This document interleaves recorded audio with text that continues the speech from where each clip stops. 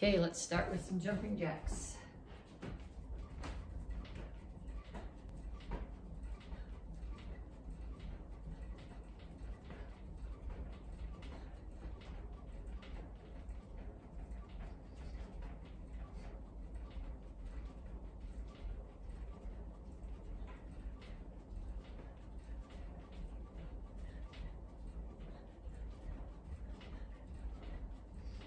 Punches.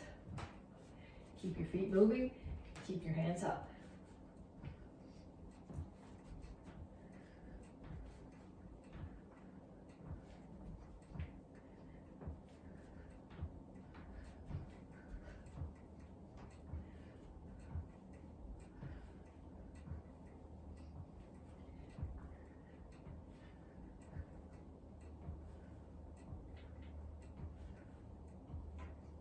Shuffle side to side.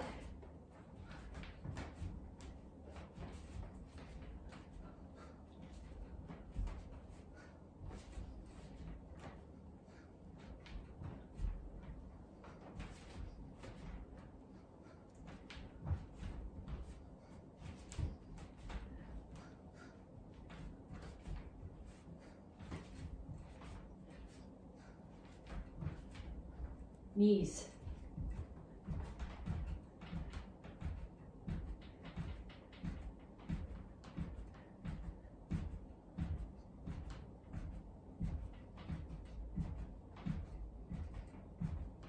Other side.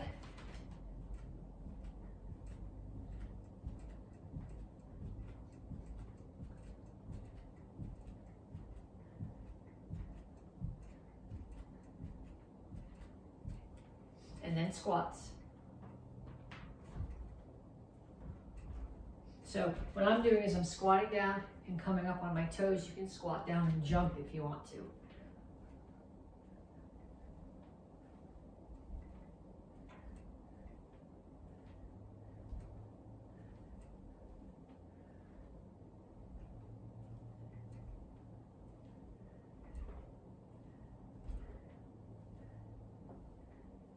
And kicks, front, side, back.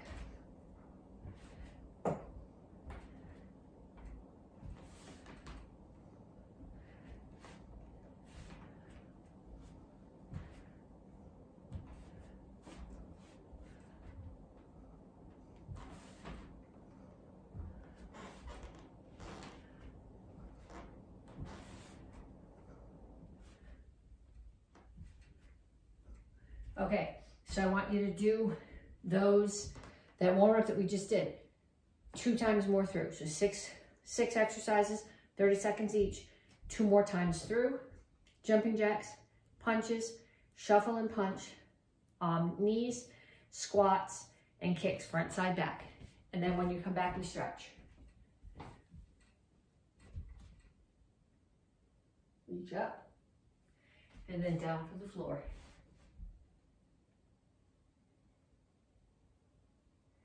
Over to one side, grab your ankle, pull your chest to your knee, and down in a side stretch. Both heels on the floor. If you need more stretch, put your elbow inside this knee, push it open.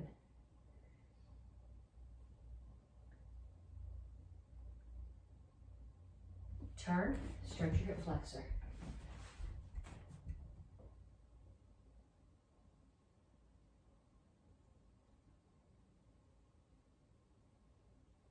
Come to the center, toes straight forward, push your knees out.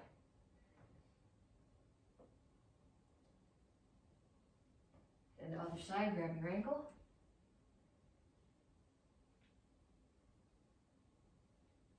Down in a side stretch.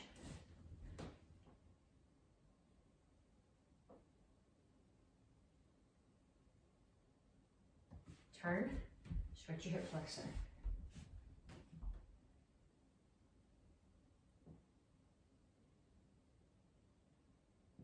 Stand up, cross your feet, keep your knees straight, keep your chin up, reach your chest down towards your knees. You're going to feel this in the hamstring of your back leg.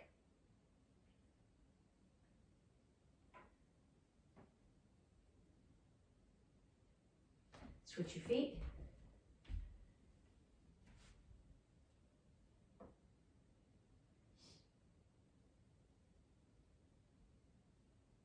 then have a seat. 1 foot out, put the other knee across. Whichever knee is up, take the opposite elbow, put it on the outside of the knee, push across. Keep your butt on the floor.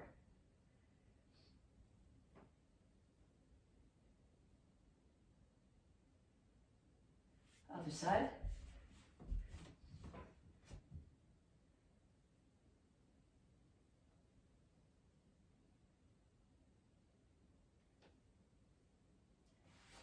Feet straight out in front of you, chin up, back flat. Reach out, grab your toes, pick your heels off the floor.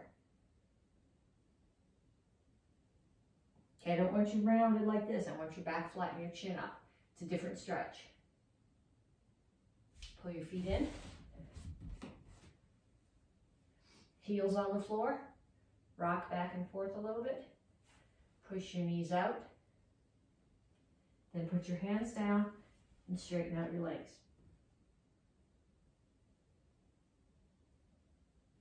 And up. Okay, then we're going to do 3 different exercises. I can show them to you, and then you're going to go back and you're going to do each one for a minute, and you're going to go through the whole set 2 times. So the first one is the lunge and a front kick. So when you do your lunge, you're going to start here, and you're going to step out far enough that when you kneel down, where you're not quite kneeling, you don't want to put your knee all the way on the floor. I am now because I'm talking to you, but you want your knee over your ankle. You don't want it out past here. And then from here, you're going to push right up to a front kick and then down into the next lunge. And right up to the front kick. Okay, when you run out of space, you go the other way.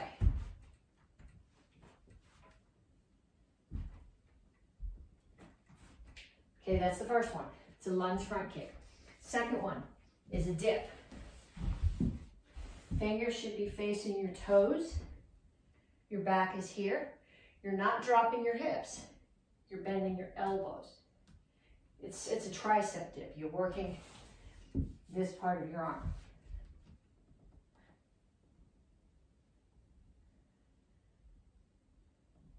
Okay, and the third one is you're going to do is feet up. I don't want to hit my head on the bricks.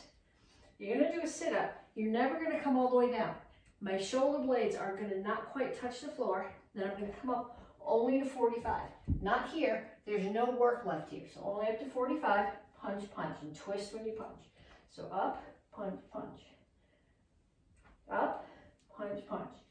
Okay, so lunge front kick, dips, and sit up with punches. 1 minute each exercise, 2 times all the way through. And then come on back to me and we'll get to some curriculum. Okay, so right about now, some of you guys are saying, wow, this is really cool. I would love to try a tournament sometime. Some of you guys have done tournaments or demos and you know how much fun it is. And some of you guys are going, no way. There is no way I would ever do this. I don't like to stand up in front of a group. It's not always just about standing up and performing.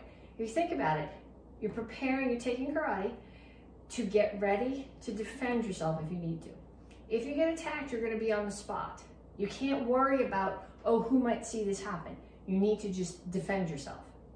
If you are at school or at work and you get called on to do something, you can't freeze and not do it. You have to just do it. So tournament is a way, when you come to your black belt test, okay, you're going to get put on the spot.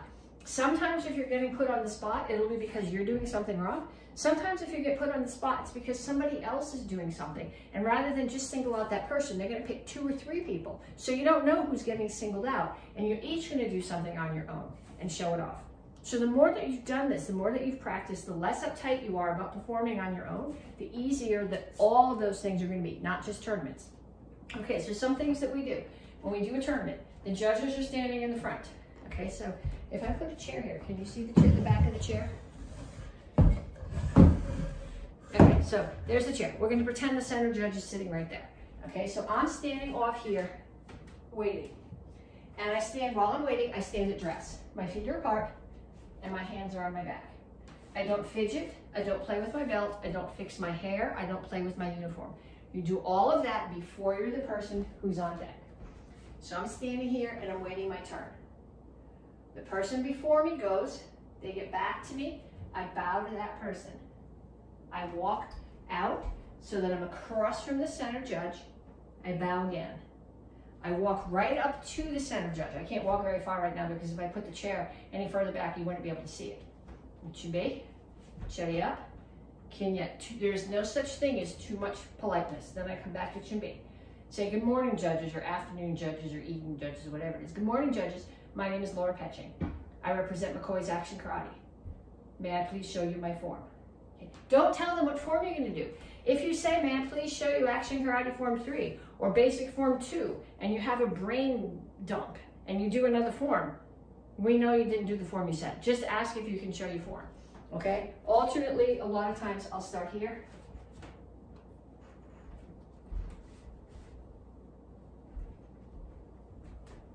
Judges, my name is Laura Petsching, representing MAKO's Action Karate.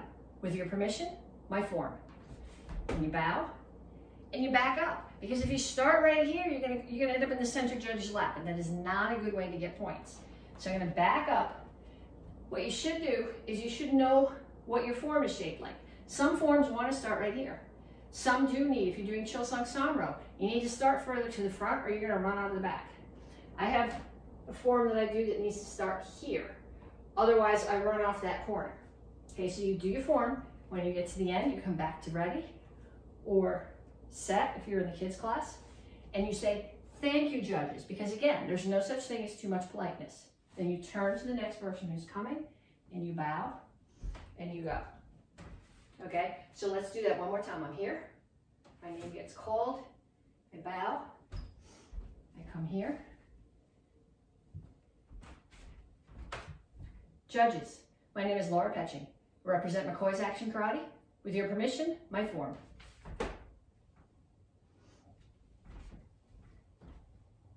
And then I do my form, and when I'm done, thank you, judges. Okay, make sure you walk backwards. Okay, you do not ever turn your back here. The judges want to see your smiling face and not your butt. I remember when my daughter was about 8, maybe even less than that. At a tournament, she got all the way back here and then turned and took one step, and the judge went off on her because he didn't want to see her butt. She was like this big. They don't want to see your butt. They want to see your smiling face or your serious face, but no butts. Okay, now if you are doing a weapon form, and this isn't always a thing. When I was doing tournaments, this was always expected. I think you see a lot less of it now. But if I'm going to do a weapon, well, part of the reason for this is some judges want to see what you're doing. Some judges want to check your weapons, make sure your string is not going to break, make sure that the blade's not going to come off your combo.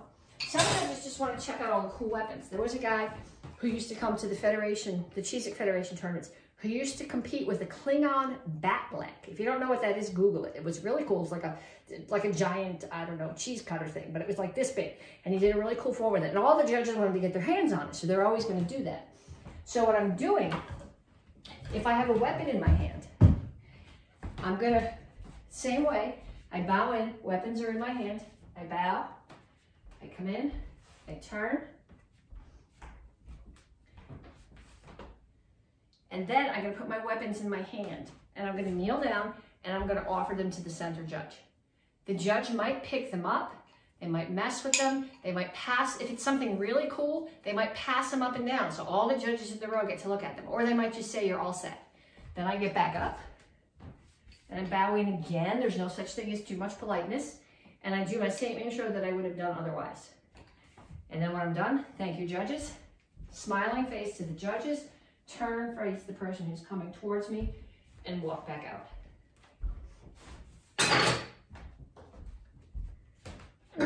Okay, so the next thing you're going to do now is you're going to videotape your form and your weapon that are your tournament entries. So before you videotape them, I want you to practice them. I want you to find, if there's people home with you, I want you to find at least 2 people. Don't sit them down together. Go up to one person and then go up to somebody else and do your form and your weapon for them the way that you would do it if it was a tournament. Introduce yourself, show them the weapon. Okay, even if your family members do not take karate, they should be able to look at you and say, you didn't look really balanced there.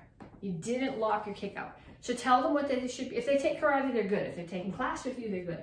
Otherwise, ask them to be watching that your stances are wide, that that your heels are on the floor, that your toes are pointing away from your target when you kick, that you're locking out your kicks, that you have nice straight lines on your punches.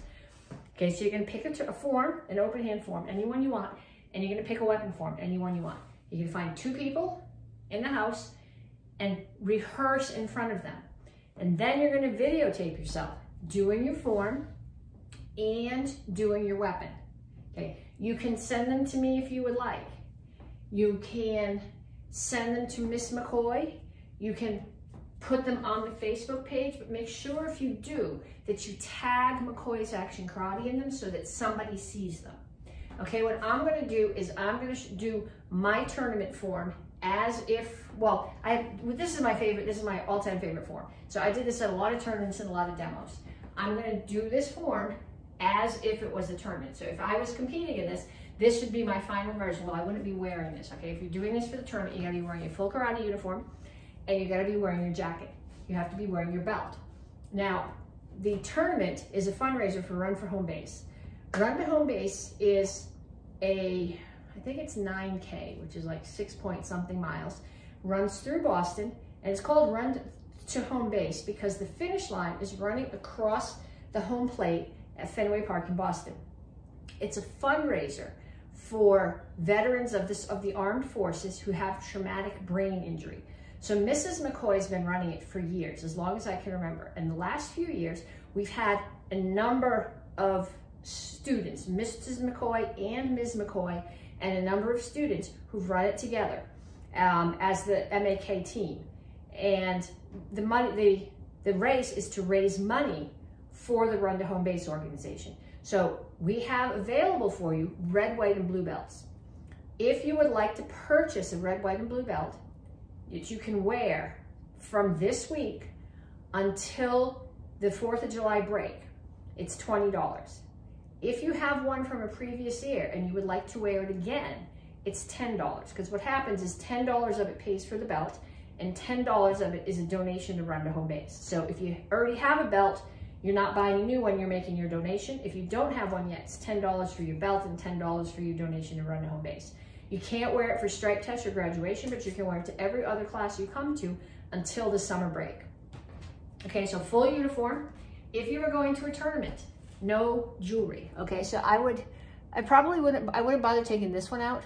It's kind of hidden. If you have new piercings that you can't take out, tape over them.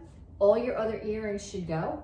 If you were married and you don't ever take your wedding ring off, you can keep it on. However, if you were sparring at a tournament, you should tape over it. Take off your watch, take off your necklace, your bracelets, all your other jewelry. No decorations in your hair, okay? I just have an elastic holding mine off my face. If your hair is long enough to get in your face, you should do something neat to hold it back. But no big puffy scrunchies, no flowers, no decorations in your hair. If you use a headband to hold it back, no frills, just a basic headband. Okay, so I'm gonna show you my form. I'm standing at ready.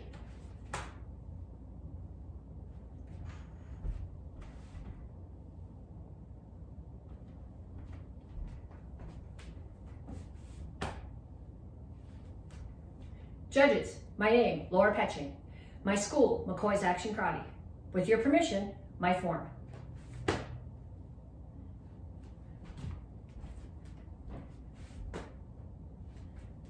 Okay, I'm gonna give you one warning before I start. There's bricks there, and a table there, and a string hanging from my fan. So I might readjust myself so I don't take any of those things out. I wouldn't normally do that doing a form.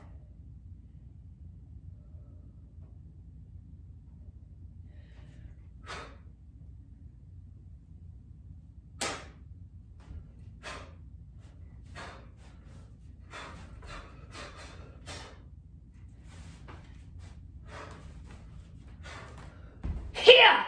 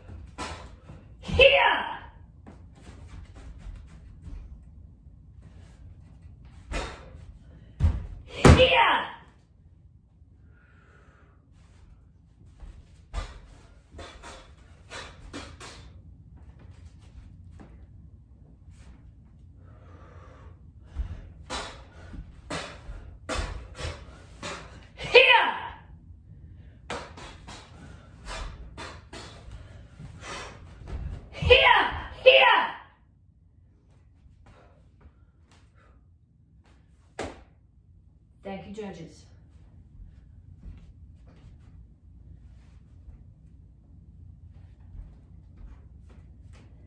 Okay, so get it done, send me the video.